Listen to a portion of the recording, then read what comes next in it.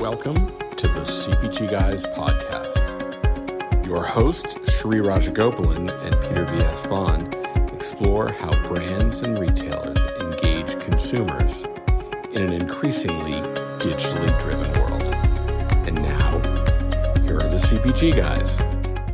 Hello and welcome to another episode of the CPG Guys podcast. I am your adorable co-host and co-founder, PVSB, and I also moonlight as head of industry and client engagement at Flywheel, the commerce accelerator division of Omnicom. I'm joined, as always, by my ride or die, my BFF, the Waldorf to my Statler, for those of you who remember the Muppets.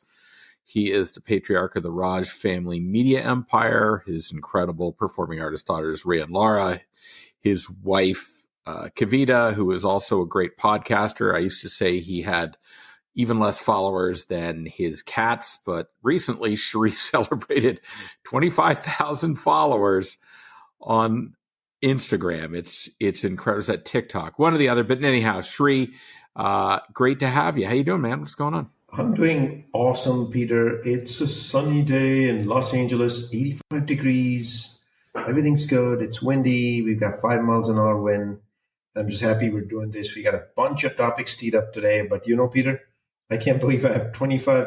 This morning when I checked, it was 25. This afternoon when I actually posted it on Instagram and said thank you to the followers, it was 25.4. 1.5 hours later, as I check, 25.5. So we are adding followers by the hour. I can't say thank you enough. What is it about CPG retail that's just caught fire in this community, Shri? It couldn't be anything else. Do you have to deflate me, Peter? I thought it was my looks. I thought it is your good looks. It is your good looks. Thanks for joining. Guess what, people? We don't have a guest today. It was time for Shri and me to do a little rank punditry. We hadn't done it in a while. It's always something we enjoy, and our audience loves to get our point of view on things. And so Shri has combined. Wait. What? You almost sound disappointed when you say we don't have a guest I'm today. excited. This is by choice. I know. We are not suffering from a lack of guests. We have got so many people lined up. Episodes recorded that are awaiting final sign off. We got to release them, but it was high time. How many asks do we get in a week? This week it's Monday and there have been 5. Well, that's my point. Why are you sad? Crazy. No, I'm not sad. I'm just saying it's a lot. But Shri has queued up a whole bunch of topics that we're going to bat around. And before we do that, I'll just remind you, if you like what you hear, you're on Spotify, you're on Apple, leave us a rating. Our favorite number is 5, but you get to decide that. And while you're there, leave us a little review. Tell us what you like, what you don't like, what you want more of, what you want less of. Honestly, giving us a rating helps feed the algorithm, helps other people in our industry find our podcast. So I will tell you, if you type in CPG now on Apple Podcasts, all you have to do is type CPG and we go right to the top of the list. That's correct. Maybe it's because we're number one. I don't know. It might have something to do. Those 5 ratings, all the kind, generous people listening to this show have helped us with. Maybe that's what's helping. I'm guessing. But Peter, I do have another request for the audience. Oh, yeah. Those of you that have landed on this podcast, somebody referred you over, do follow us on LinkedIn as well, because we're releasing over 25 pieces of content every single week. It's crazy. On the CPG industry and retail. Lots of things happening in the industry. We're going to discuss a bunch of them. Please do follow us on LinkedIn. Very easy to find. I was looking at some of the other, what I would consider our contemporaries in this space and their engagement levels on LinkedIn. All admirable, all doing well. We stand apart in terms of our audience and the engagement of our audience. Isn't that a song by Martika, Toy Soldiers? She sings about that. Left, right, Toy left. Soldiers. I thought that we was Donny stand Osmond. apart. No, like toy soldiers. It's Donny Osmond. Martika, 1990. 4 and 3, something like that. You sure it's not a cover tune from the Donny Osmond Toy Soldiers? I distinctly remember Martika. We're going to solve this mystery before the end of this episode. We are. As we should. Shri, thanks as always. It's about time we did this. You and I have been, by the way, great seeing you last week. You and I were up in Ithaca at the Food Executive Program being run by Cornell. It was great to spend some time with you there. The summer's usually kind of dry for us, but there's another event, Shri, I just mentioned to you that I found out about. We'll talk about events a little bit later, but I want to give a shout out to all my fellow flywheelers down in Sao Paulo, Brazil tomorrow. The e-commerce Brazil forum kicks off. Shri, we talk about Shop Talk, right? Shop Talk is what? About 10 or 12,000 people, right? I'm still sad, upset, and jealous. You got to go to Santiago. Yeah. I didn't get to go, and we haven't yet been to Brazil together. So, Shri, do you know how many people are scheduled to attend e-commerce Brazil forum, which kicks off tomorrow in Sao Paulo? 30,000. 30,000. That puts Shop Jacob Talk Javits to shame. To shame. It puts it to shame. CES doesn't qualify. I mean, all props to our friends at Shop Talk Grocery Shop. Love them to death, but 30,000 people, Shri. I think the CPG. Do you think the CPG guys should be there next year? I'm going to answer that question another way. Folks, if you're listening in, you will see the CPG guys there next year. Yeah. Shri, I was checking the weather out because, it's winter there, right? But, Sao Paulo is kind of like the Florida temperate compared to North America. So right now in Sao Paulo, it's like 73 degrees. I think we need to get there next year, Shri. 100%. We will be there. I will be there. CPG guys will be there. Peter Bond will be there. We'll be there. And I want to correct myself. Yep. Step by step, heart to heart, left, right, left. We all fall down like toy soldiers. Martika, 1988, baby. I was wrong on the year. Martika. Okay, so she gets the credit. But when was Donny Osmond? Did you Google for Donny? I'll get that answer out before the end of this episode. I'll give you my word. Maybe an inconvenient truth. I'll find out. But I got the Martika one right because why, Peter? I'm going to tell you the reason why, and I think it's important. Okay. Growing up in India, 1988, when I was still maybe 10th grade or something like that. You grew up in Virginia, Shri. You grew up in Virginia. Hey, y'all be quiet now, okay? Y'all just mind your business now. Sir. So I used to listen to this show every Friday afternoon on BBC Radio on something called Shortwave 2, which kids today are not even going to understand what that means, but it used to be the band on a radio with an antenna 3 feet, 4 feet long. And the longer you drew it, the better the odds of getting reception. And living in the eastern side of the United Kingdom, I had to point my antenna to the west. How does that sound to you? That's not bad. And it used to be, it was called a show called Multi-Track. That's Top 40. That's where I used to listen to it. And I'm going to jump. Shri, while you were waxing philosophic about your childhood, I Googled. I was wrong. It was Donny Osmond, Soldier of Love. It was not Toy Soldier. Boo. So I stand corrected. You are correct. It is. I know my music. I know you do. Especially 80s, 90s. There you go. And modern 20 plus. But Shri, I got a bombshell, something to start us off with. Okay. You put that this is a list that you created. It's been hermetically sealed in a mason jar. It's kind of like Johnny Carson back in the day on the Today Show. But the way things are going these days, Peter, nothing is really sealed. Anything can be unsealed. I know. Anything can be unsealed. All right. It's just going to depend on the narrative. I've got a bombshell. Go. Trader Joe's. Trader Joe's has a little bit of a cult-like following. I am part of that cult. A little bit of a cult-like following. The Raj family shops at Trader Joe's. Everybody loves things at Trader Joe's. We have specialties each of us want. It is our number one choice for food and bev grocery. I'd say food, not bev necessarily, food. That's where we get fresh produce, deli, a bunch of stuff. Quick runs, we go to Ralph's, our friends at Kroger, maybe Whole Foods, which is down the street from us.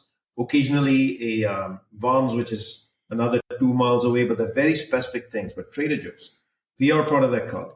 Yep. Mr. Bond decided to make a post on his LinkedIn profile. I wrote a letter to Trader Joe's. I'm not saying and it was and I will mention, Shri, it was particularly targeted at Tara Miller, the VP of marketing there.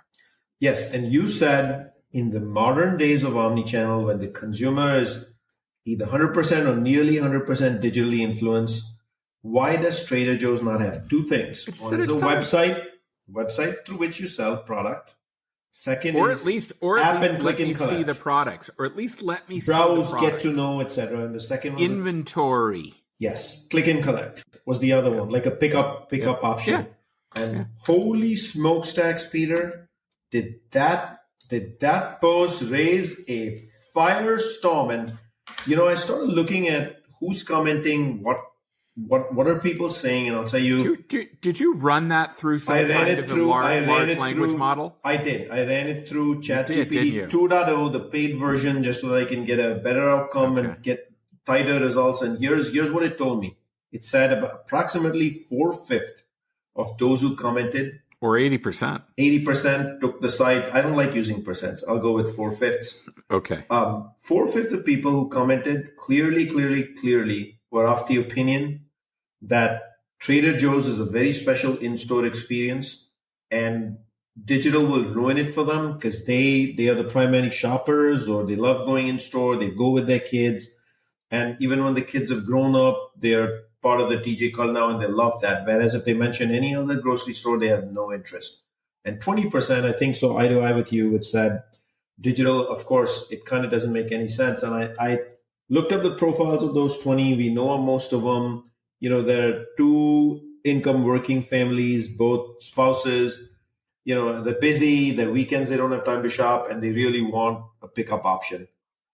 What do you have to say about this? When you get 75 comments, 4 reposts, 150 likes, clear to say that post went viral. What are your thoughts? So my thought is in a subsequent survey of those people that were opposed to e-commerce, 90% of them own buggy whips, which is really interesting. I don't know if you knew that. I don't know if there's a cause and effect there, but I'm not Shri. I am not calling them Luddites. Seriously. No, but Peter, I want to hear. Okay, I'm going to be serious. What do you mean when you say Luddite? What does that even mean? It's a biblical reference to people. No, I want you to simple English. The Luddites didn't like any type of technological advancement. They like the world just the way it is. And here's what I would say. Most of them are saying, I don't want e-commerce. Guess what? You don't have to have e-commerce. You don't have to use e-commerce. Okay? But there are many of us who do. Like, sure, that I was at the Wegmans opening last week in Norwalk, Connecticut. And guess what? Lo and behold, Wegmans is now on my Instacart shopping list. So guess what I did last night?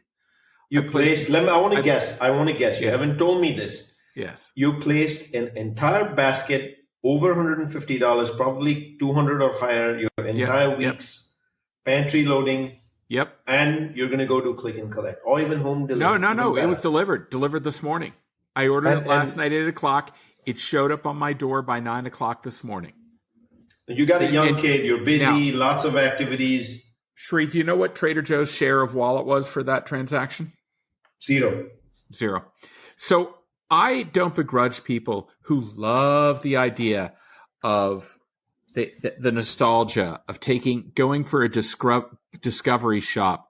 But I don't know if the Trader Joe's like around you is anyone like the one around me. The parking lot's always crammed. It's a fight to navigate. I have no desire to do that. And I certainly don't want to bring my daughter in, because if I do, two things will happen. One, she'll complain about how long it takes. And two, she'll start throwing extra things in the basket. So you know what? What if Trader Joe's gave me a dark store? It wouldn't affect anything to do with the in-store experience of the store in Orange County. Peter, I won't contest it, because you know that I believe omnichannel is the way forward. There's no debating that. It's just silly at this point. Yeah. But I love my in-store experience at Trader Joe's. So does my family. I have no problem with my it. spouse will not shop for groceries anywhere else. She's in love with it. And once I got introduced, so am I. I know every aisle, and I think I even know price points. Well, here's the thing. Now, I want to talk about the parking lot, though. I want to talk about the pricing, though, Shri, because you brought it up. Okay. Truth be told, Trader Joe's pricing in some categories is really great. There is no better pricing in the cheese category than Trader Joe's, but there are a lot where they are more expensive. The lowest price, if you really want to get down to it, is their sister company, Aldi. Now, they have a very basic assortment at Aldi. And Trader Joe's caters to, I don't want to say exotic, but certainly unique items and unique flavors and a lot of what I would call indulgent products, right? Yes, for sure. I think what they've done with private label is a lesson for every other retailer, for sure. I got to tell you, every time I go, I do look for surprise and delight, even though it's mostly 95% or so the same products.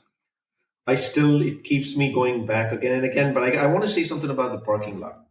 It's horrible. I can only talk about the local one to me that I shop at all the time. Same here. When I finish my shopping trip, and these are not $50 trips. This is a full basket, $100 plus, maybe $150. When I'm backing out, I just completely tune in 360 vision, peripheral vision, extra mirrors, because there's constant motion, people coming in, going out, cars in, out. It is so tight. It's in California and Los Angeles.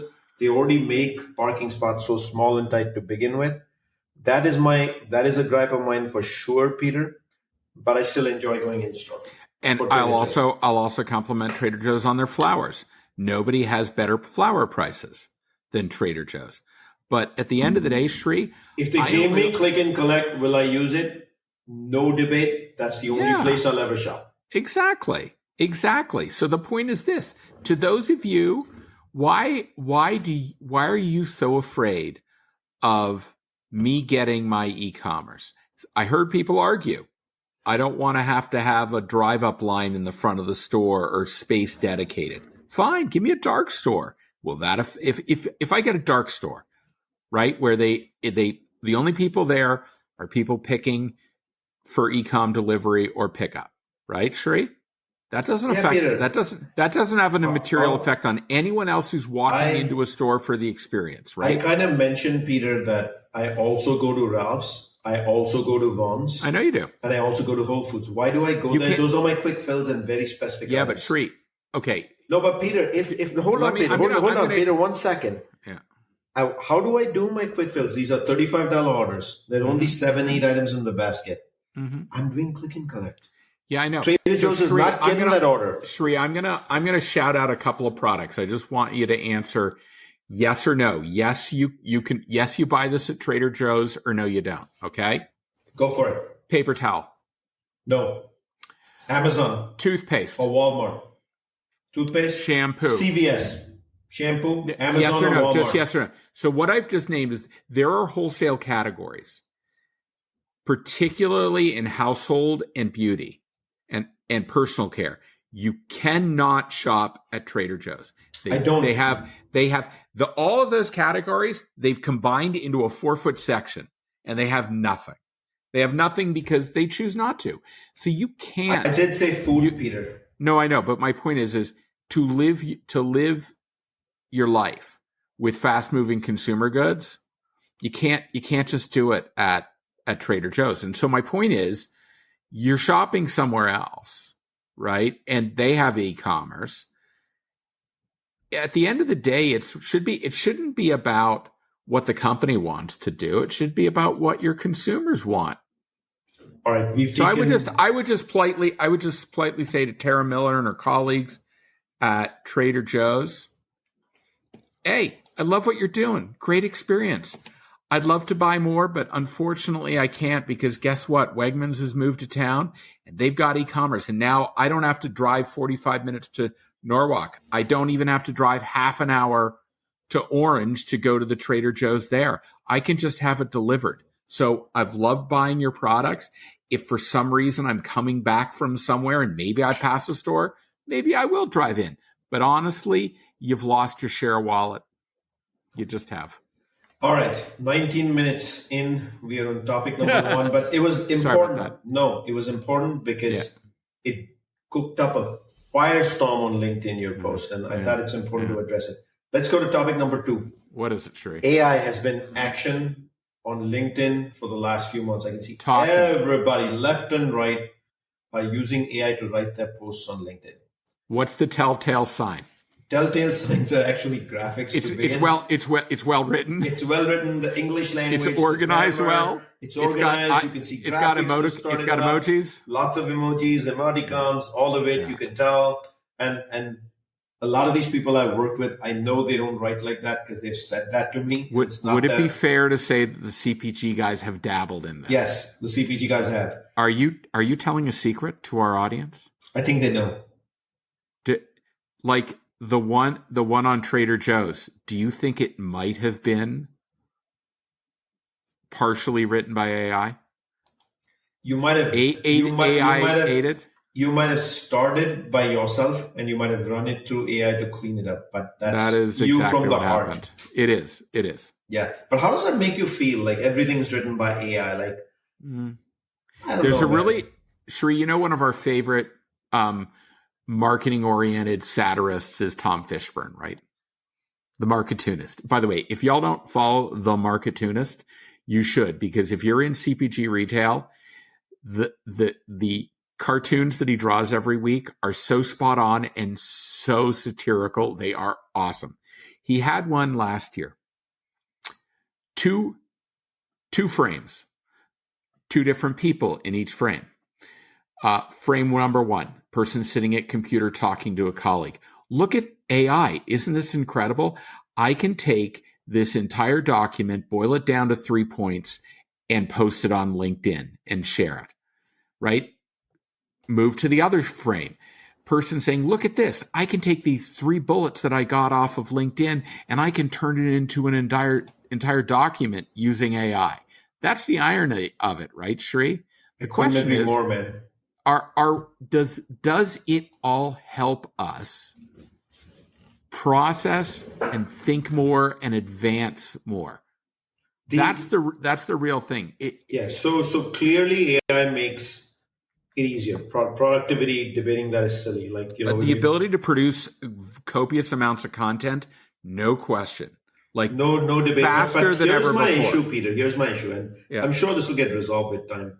If you're doing it, I'm doing it. Joe's doing it. Mary's doing it. Blah blah blah is doing it. Everybody's doing it. At some point, we're going to generate the same type of insights and output. That's why it's important, I think, for anyone using AI to, one, have a paid version and to train an agent to understand what your POV is. So let's talk about that training. The worst thing you can do is write a LinkedIn post summarizing this article, right? That has nothing to do with you. That is the engine figuring out how to summarize an article. What you need to start doing is creating agents which you train ChatGPT to say, here are articles that I've written in the past. Here are the points. This is my voice. And then what you have to do is say, here's an article. Here's my point of view. Write a summary based upon this topic in my voice. Right. Then I tweet, and then and highlight a couple of the points you want to make, and then start tweaking what you get out of it. I just wanted to give you a chance to call me Luddite. And here's why. You're not a Luddite. I'm all for AI. You have to adapt. You're more of a lemming than a Luddite, Shri. You have to adapt with technology. You don't have a choice. That's life. Otherwise you get left behind. Wait, no, unless you shop at Trader Joe's, and then you don't have to. Oh, sorry. That was topic number one. We moved on. Fast. We moved on. I am concerned originality is going to get diluted unless, as Peter described, you have to train the model. AI is only as good as training. You don't want to look like everybody else. You, and I don't think we've evolved where the model can understand our individual perceptions without deep training. And which one of us has patience and time to do that?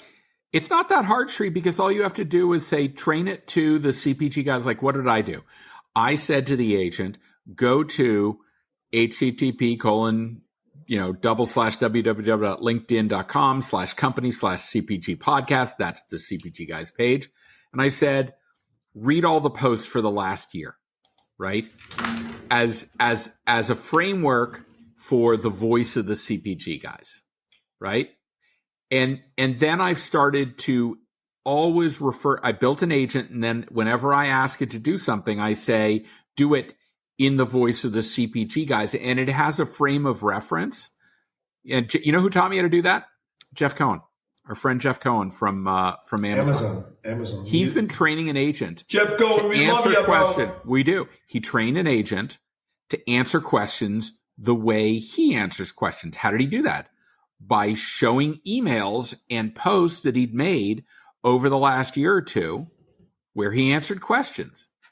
You just have to get to the point. That is what will differentiate you so you don't sound like everybody else. I think the point you and I are trying to make is AI will only be as good as how well you train the model. Yeah. You can't just expect to walk in, use the system, and get the output that pleases If you're using a free version of ChatGPT that has no idea of who you are, and frankly, you have to learn what all the other engines are, Gemini and Claude and all those others. Some of them are good at some things. Some of them are good at the others. And you have to start learning a little bit about that. And you'll get better at it, but you got to start doing it. You'll never get better if you don't start doing it. Couldn't agree more. I'm going to move us over into our favorite topic, our audience's favorite topic, retail media. A good friend from eMarketer. I thought K-pop was our favorite topic. Have we switched? K-pop, or is it baseball? K-pop is it your favorite topic? How about baseball? No, we're off baseball till 2026, right? I'm renaming us to a business podcast that also talks about baseball. It's too late, Shreve. Good luck. Okay, what's our favorite topic? Retail media. Retail media. That's what our audience loves. And our dear friend Sarah Marzano from eMarketer recently put out a graphic as well as an article about how when it comes to the fight for retail media dollars, you and I publicly stating data that we've seen from eMarketer in the past. Yep. Walmart gets $7 out of 100. Amazon gets 75 plus, and everyone else is fighting for the rest. But that like 16% is the rest. Well, Sarah's latest article says that 16% is shrinking. That basically, if you're another RMN. So the pie that Amazon, two things, Peter, two insights. Yeah. The pie that Amazon and Walmart have is growing, but it's coming at the cost of the rest. And even in that growing pie, Walmart's getting a piece from Amazon.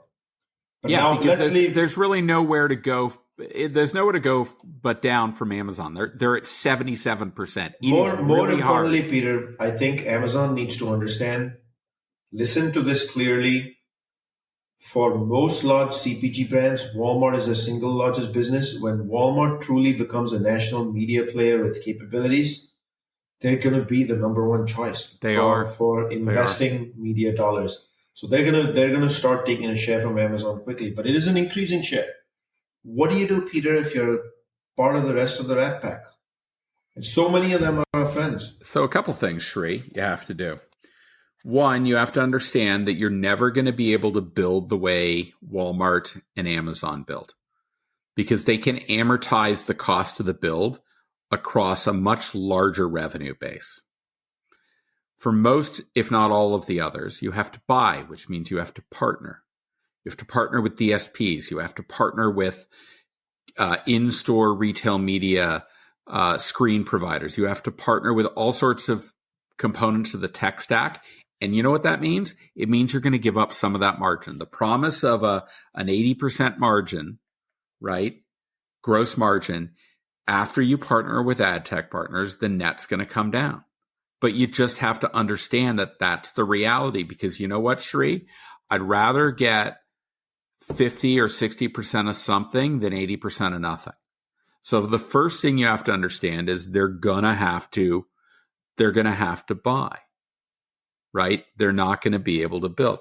The second thing is they need to start focusing on, as they do that, thinking about, I'm going to give you an acronym. You may remember, Shri. It's called SCANNER. You remember the SCANNER? Search, content. Shri, you are on mute. I think search, content, assortment, navigation, rating, reviews from our dear friend Chester Twig, ex-CCL. Love Chester. So here's the deal. S is search, and that's the paid search component, right? So buying is going to be important there. It's actually the rest of the terminology where I think a lot of other retailers can make some make some advances. And there's one in particular. The content is great. You want to make sure that you've got all the content pipes.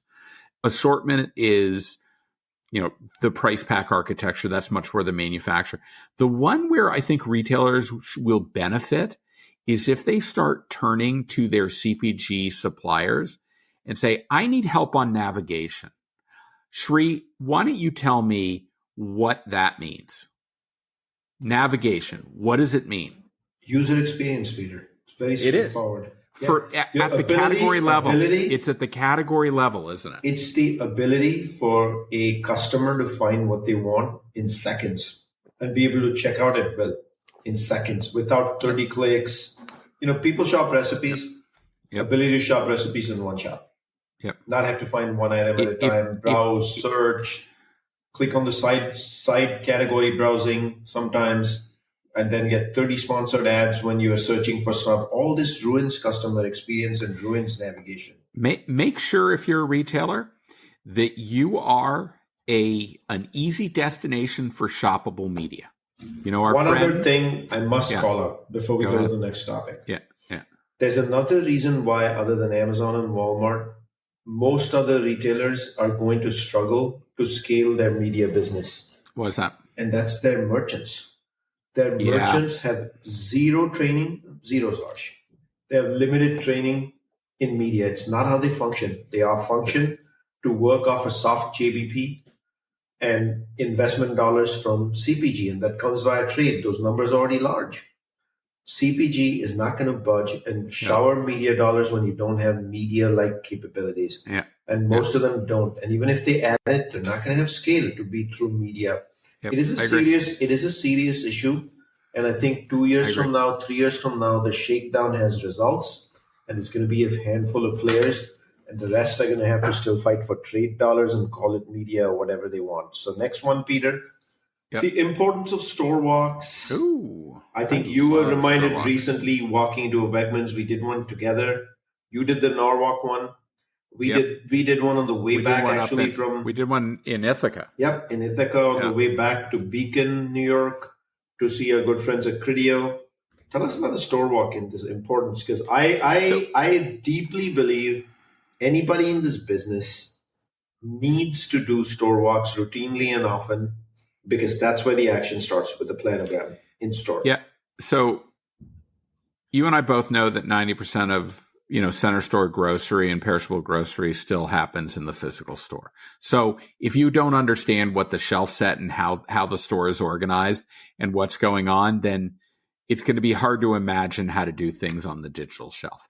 You will learn so much by just walking a store, understanding adjacencies, understanding how products are co-merchandised. By the way, when I was in Norwalk, I ran into our friend Kevin Coop, who runs Morning Newsbeat. Shout out to Kevin. He was walking the store with the store manager on the day one. And he was talking about it. He wrote a really nice post in Morning Newsbeat. But I think that you need to understand so much about how products are presented to consumers in a physical store, because a lot of that mindset will go into how they shop the digital shelf. What do you think? Peter, you also pick up a bunch of competitive intelligence knowledge. You do, displays, pricing, unconventional displays, new items that may take time to show up in your syndicated data reports that you're very used to. And even if you have a field sales force, by the time you report it, it may take 10 days or a week. I haven't seen anyone to the day, including DST, successfully capture in-store intelligence from the field force in any meaningful manner to act quickly. So I believe deeply that store walks should be the way of life for anybody in a commercial role in CPG. Next one I have, Peter, is conferences. Where are the CPG guys going to be? When was the last time we went to a conference, Shri? It's been months. God, I feel out of the game. Was it Shop Talk? I think it was Shop Talk. Oh no, come on, man. We were in France. Oh yeah, we went to Cannes. That's right, in June. But like July and August, just quiet times for the CPG guys. And where are those CPG guys going to be in the near future? Where can people expect to see them? Got any parties going on? Let's talk about the tentpoles. Dinners. Grocery shop. Okay, Las Vegas, the 28th of September through I think the 1st or 2nd of October. We're doing a big kickoff party in partnership with Rethink Retail on Sunday evening from 6 to 8. That's going to be fun at Mandalay Bay.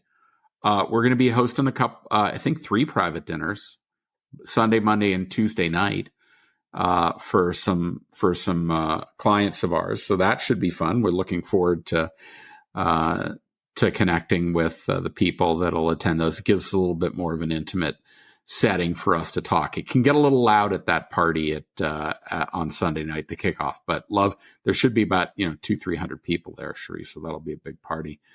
But Grocery Shop's we're going to be in Las Vegas then. We'll be in New York, I think the week after that at Advertising Week. May even see us up on stage there. We're working out some details, but we may be moderating a panel or two at Advertising Week, and we're trying to see what else we can do while we're there. It's always good, and things are still in flux. And then Shree, what have we got in November in Nashville? Are we honky tonkin'? What's going on? Y'all just be cool right now. So we're going to the Unboxed show. The Unboxed event. And so Peter, help our audience understand Unboxed. Yeah. What is Unboxed? Well, I should also make mention of, I think, Shree, I don't know if you might be meandering up to Seattle in September to go to Accelerate. We still haven't decided that. That's the seller conference. That's more for very different 3P seller. Yep. It's the people who are a little bit more hands-on. Unboxed is the preeminent event for partners in the Amazon ad network and brands that advertise primarily through these big agencies, but it's kind of the complement to the upfronts that they do in May. So in May, they do a big upfront in New York. They bring out all their big celebrities and show all their properties. And they say, you need to advertise streaming through Amazon Prime and whatever. This is about the full funnel. This is about everything from search to DSP, streaming television, Amazon Marketing Cloud, Clean Room. It is the be all and end all for anyone who is serious about full funnel advertising at Amazon. It is a big, big, big event for people that are in the Amazon advertising ecosystem. And that means if 77 cents of every dollar in retail media goes to Amazon, then that's where you want to be. It's the granddaddy of the conferences. Yeah, these are things companies need to start showing up at. And even if they have to understand sellers, they have to understand smaller advertisers, send somebody from shopper marketing to attend and learn. I mean, when I attended my first many, many years ago, it was a learning moment for me. It's not for everybody, but at least once in your lifetime, go understand, learn, understand all the new stuff Amazon is going to share with you at the conference. I want to go back to Grocery Shop. Near-term horizon. Go ahead. Are the CPG guys having a party? Yeah, we are. I said on Sunday. And that Sunday party. Hey, we're doing that with Rethink Retail. Yeah. Yep, you said that, and you probably already heard it in the opening roll of this podcast anyway. You want to get in touch, know more, you want to sponsor. Simple way to do that, just reach out to us at contact@cpgguys.com or ping Peter and me. It's pretty straightforward, right? Pretty straightforward. Big event. We're going to have brands, retailers, and of course, service providers. Sure, get in touch with us. It's the party. Let's just be honest. The opening party at Grocery Shop by the CPG Guys. Shop Talk, people at Shop Talk themselves. Ben Miller's happy to say that. Ben always loves to say we're the unofficial way to opening party. And this time it's on a Sunday when everyone's already in. Should be a lot of fun. So if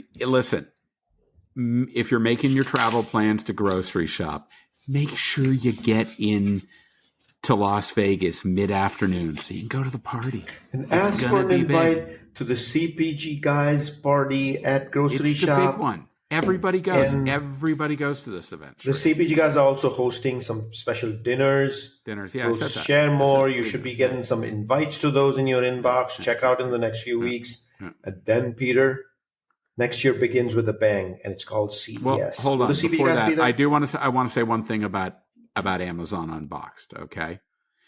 There are still tickets available. Do you know how much it costs to go to Grocery Shop, Shree? It's like several $1,000s. Do you know how much it costs to go to something like Cannes? It's like 10 or 15. Do you know what Amazon charges for Unboxed?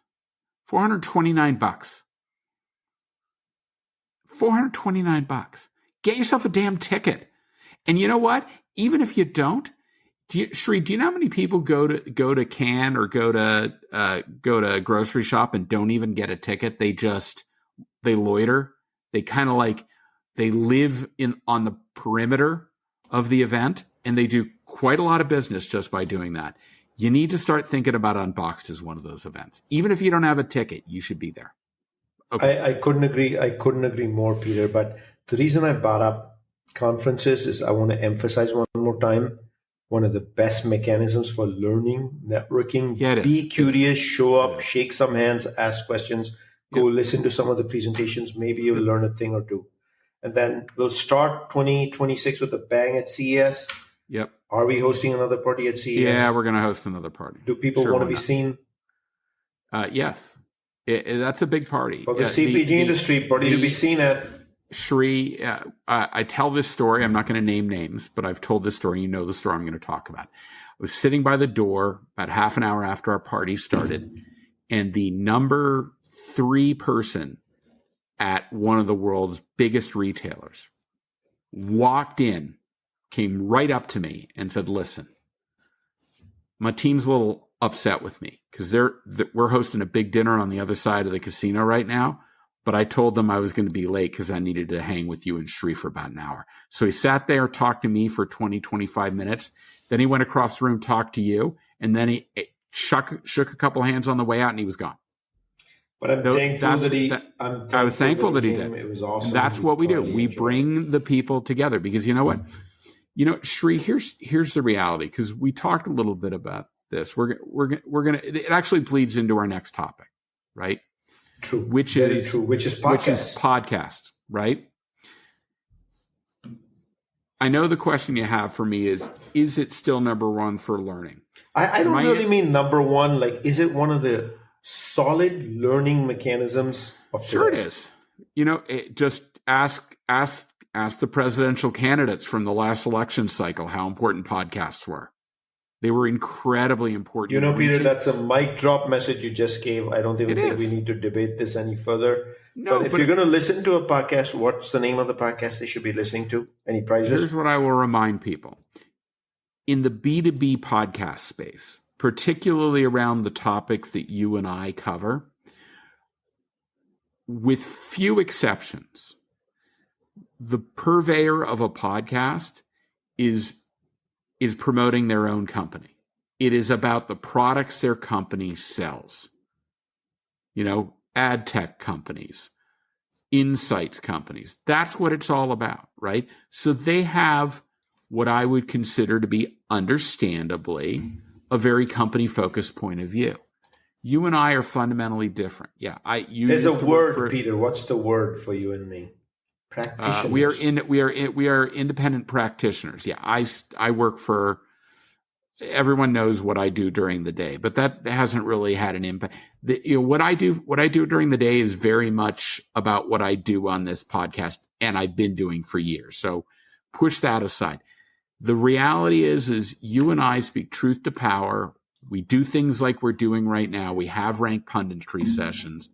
There are a handful of other podcasts that do that, and we name some of them when we put out our list of favorite podcasts that we think you should listen to. But there's still a lot of them that are pure companies. I will just rave on about my friends Todd and Tom who run the Middleman podcast. Yeah, they work for an agency, but those guys, they speak truth to power, right? But for the most part, people that are running podcasts in our space that are B2B are there to either promote their company or to heap praise on their clients. And that's not what we do here. That's just not what we do here. So to be very clear, Peter, the purpose of the CPG guys, it's not like people already don't know, is to provide education. I call it edutainment. It's about baseball, right? It's about entertaining, and we don't entertain for the sake of entertaining. We entertain because it makes the education easier to consume. And Peter, so we're not asking you just to listen and follow the CPG guys. No. We recently put out a list of top 10 podcasts that we love. Actually, it was 27 now, Shri. You're up to 27. 27 list in we 27 are trying in the list to create a culture where people in our industry use podcasts as a way to learn. And if all they do is listen to our podcast, they're going to get bored out of their mind. Well said. If all they hear is you and me, as much as you and I like to hear each other talk, we need them to listen to other points of views, other areas of focus, because if they do that, then we'll be in the rotation and they will regularly listen to us as they will other podcast purveyors. So if you haven't seen it, go to the CPG Guys LinkedIn page and you can find a nice PDF of 27 podcasts that we like to listen to, right? And you'll learn if you just listen to a bunch of those, you'll learn. So do it. It's great. And you'll have fun doing it. I promise you. So we got a couple more topics here, Peter. Yeah. We recently partnered with Cornell University to kind of do the first retail media program for CPG and retail executives. Shri, do you know that Cornell is considered to be the first national university? And do you know that it was, from its founding in 1875, it was the first Ivy League school to be co-ed. What do we know about Cornell and ice cream? We know that they have agricultural degrees and that they've created all sorts of different dairy-focused products, pasteurization. I mean, there's just they have patents. They have so much stuff. And the Milk Bar, the ice cream shop on campus, is a must destination when the CPG guys are in town. It is a must visit. Go like check it you were out. like, when I said we're going to Wegmans, what did you say? We got to go to the Milk Bar first. We got to go to the Milk Bar first. So that's what we did. But Cornell, Shri, we've talked about this in the past. Show me the way to the Milk Bar. We successfully completed back in May the very first executive ed in-person program for retail media. 4 days, Cornell certificate. I think the attendees walked away energized. What was the feedback? Attendees walked away energized. They loved what they saw. They enjoyed the curriculum, but they also enjoyed the networking. I know many of them have formed smaller groups and stay in touch with each other to bounce off. That's what we wanted. Ideas and learnings. We wanted that. Yeah. And due to the super success nature of the first of those, we need to answer a big question that many of us have asked for and the industry is asking. Are we producing logo T-shirts? A second one. Oh, yeah, that question. Do you want to answer it? Yes. So we are in talks with Cornell. We've given it some thought. I think we will likely have a second one, but hold on to that thought. More coming from the CPG guys. We know you want it. There's a need in the industry. We haven't inked the paper yet, but I think the industry wants it. We did reserve the hotel. Shoot. People, it's going to be the week of June 6th. Okay. All right, there we go. So it's going to be after. You wouldn't let me tease. Come on. I'm sorry. Come on. But the thing we're still talking about is how do we take this international? That's to be determined. We're working on that. Who should attend this program in the future? Shri, if you are honestly on the retailer side, if you're running a retail media network, you should be at this event. And if they want to know more about details of the program that took place, can they ping the CPG guys? Yeah, they can ping the CPG guys. If you're a brand, and if you're running media for a brand, you should be there. If you're a CMO, you should be there. And you say, why a CMO? Listen, you got to understand what retail media is. It's just getting bigger and bigger. If you keep outsourcing it to someone on your media team or your agency to understand, it's like what you say about social media. If you're a CMO and you don't have TikTok and Instagram on your phone, I'm not asking you to post, but you better be doom scrolling every now and again. Because if you're not doing that, you don't know your shopper. I would argue if you're a CMO and you don't really understand retail media, you're doing your brand a disservice. Please, please, please come to our program next year. It will. Everyone who went thought it was game changing. Absolutely. So we'd love to see you there. People. We'll be sharing more information on next year's program shortly. It's coming.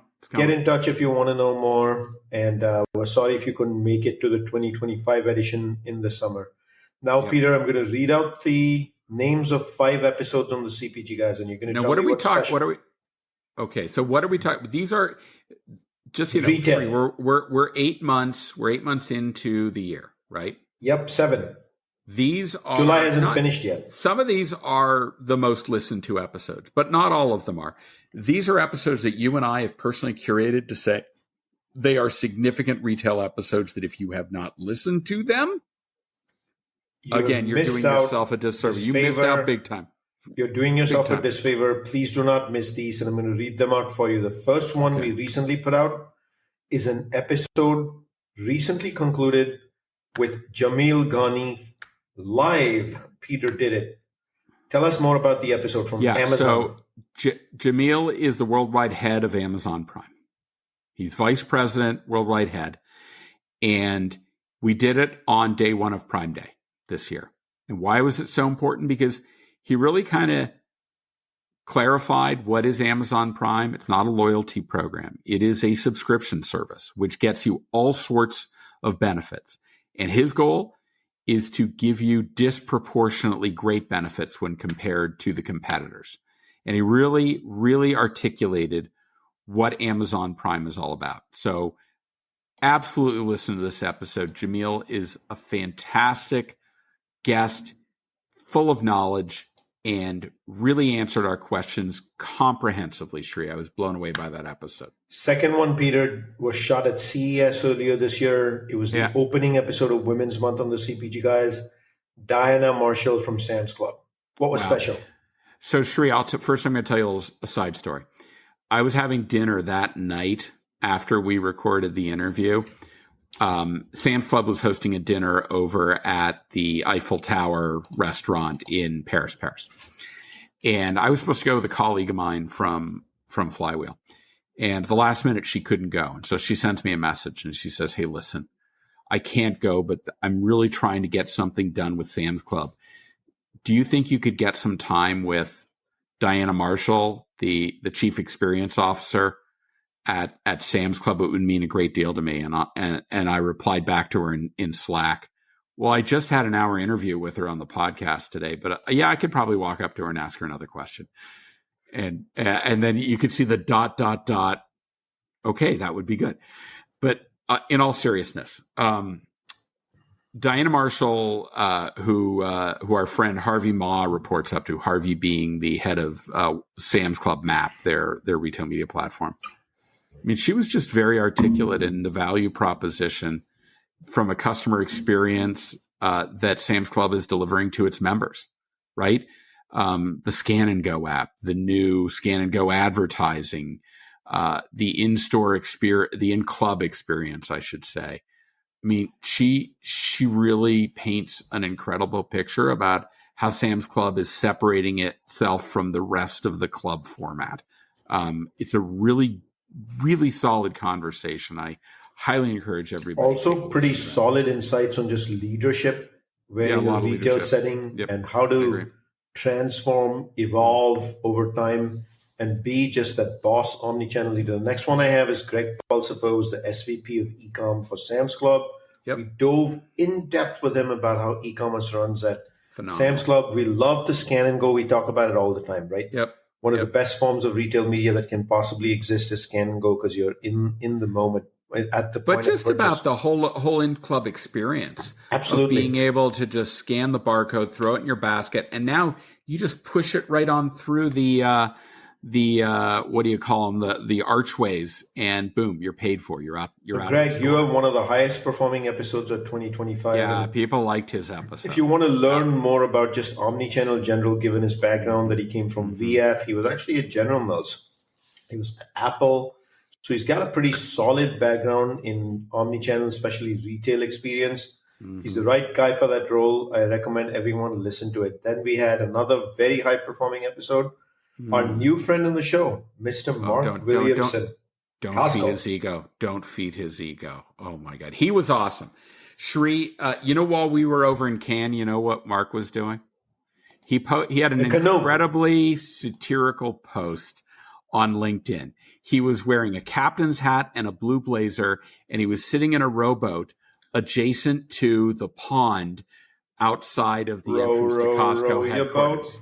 And he said, while you're on the Mediterranean, come on out to up northwest United States and meet with me. I'm on the pond out front of the headquarters. Just funny. But in all seriousness, wow, what a conversation with Mark. He took a very important topic for Costco, which otherwise would be a very difficult conversation to have, simplified it so that everyone can understand it. And I want to give him a big, big, big shout out for really demystifying how it works in a club environment, which was largely in-store, how they're now refocused heavily on understanding the digital world as they rightfully should. You know what I loved about what he told us is we know that a lot of the big retail media networks are about generating a lot of money, a lot of profit.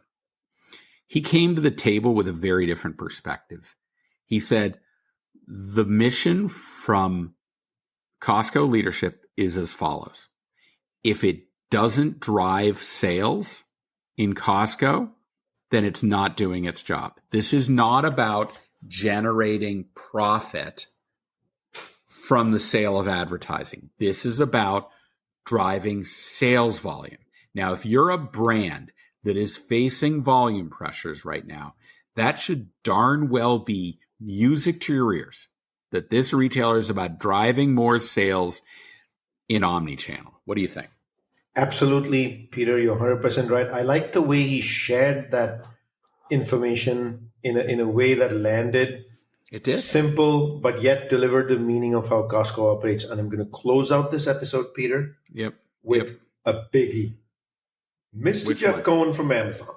Episode 501. Episode 501 shot live at Cannes Lions, a summary of Cannes Lions this year. If you couldn't go, you want to know everything, Jeff could not have done a better job of summarizing the 5 key themes that emerge at Cannes Lions. So I encourage everybody to listen to it.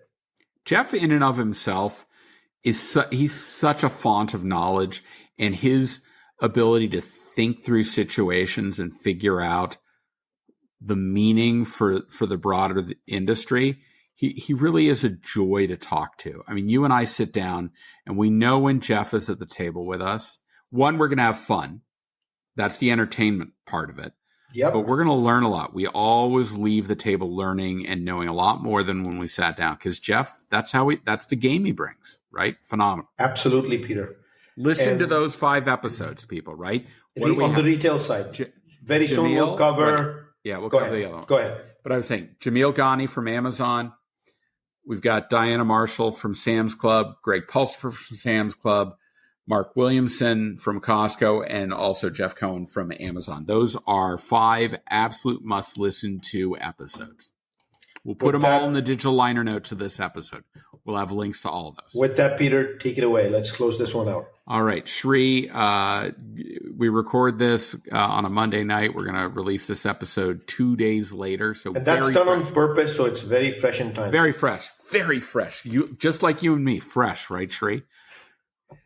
Just like us. Fresh. I can't keep pace with this guy. I know. He's trying to be witty. I'm always trying to be witty. Shri, as always, it's such a pleasure doing this with you. I really, really love the friendship that you and we've had it for years. It just it's like our friendship is like a fine Bordeaux, Shri. It just improves with age. Not that we drink it because we don't drink anymore. He's trying to be funny. I said. But in all seriousness, I love doing this week after week. This is the best part of my week. If I haven't gotten a phone call from you by noon, which is 9 a.m. your time, I'm like, what am I doing wrong? Shri, I got to hear Shri. And how many times have we talked on the phone today, Shri? Like I don't know, 10. 10 maybe. Exactly. That's who we are. That's who we are. Thanks as always, Shri. Love doing this with you, Thank you, Peter. This was awesome. That wraps another episode. But before we wrap up, let me ask our listeners one more time. Spotify, Apple, take a second, leave us a rating. It makes our podcast more searchable, findable Five. for others. And then if you have a moment, please do take a second to actually go to LinkedIn and follow us. Yeah, follow us on 20 LinkedIn. plus, And 25 pieces of content every single week, week over week. Shri, when they follow us, right? This is both follow us personally and follow us on our company page. Once you are following us, you're going to know in the upper right-hand corner, you'll see a little bell. Click that bell, ring that bell. Here's why. Because you will then, it'll bring up another page that says you can change from only getting content that the algorithm says is relevant. Boo, boo, boo, boo. If you click the multiple bells, you get to see everything we post. So you tell the algorithm, I'm sorry, the CPG guys are too important. I need to see everything they post. You do that, you get us every time we post something. And if you're not going to ring that bell, go back to 1979 and listen to Anita Ward's song. And you can shop at Trader Joe's too. I'm just kidding. Sorry. See, I'm going to shop at Trader Joe's no matter what happens. I know. I'm just teasing. Come on, everybody. Come on. We're just having fun here. Anyhow, Tara Miller, Trader Joe's, you're invited on the podcast. You have your own podcast called Inside Trader Joe's. You want to come on and talk to the CPG guys? You got an open invitation. We'd love to hear from you. Anyhow, Shri, thanks for joining me. To our audience, thanks again, and we look forward to speaking with you on the next episode of, wait for it, the CPG Guys podcast. Goodbye.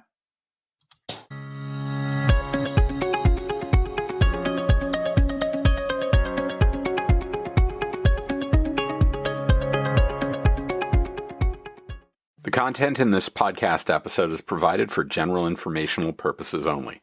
By listening to our episode, you understand that no information contained in this episode should be construed as advice from CPG Guys LLC or the individual author, hosts, or guests, nor is it intended to be a substitute for research on any subject matter. Reference to any specific product or entity does not constitute an endorsement or recommendation by CPG Guys LLC. The views expressed by guests are their own, and their appearance on the program does not imply an endorsement of them or any entity they represent. The views expressed by CPG Guys LLC do not represent the views of their employers or the entity they represent. CPG Guys LLC expressly disclaims any and all liability or responsibility for any direct, indirect, incidental, special, consequential, or other damages arising out of any individual's use of, reference to, or inability to use this podcast or the information we present in this podcast.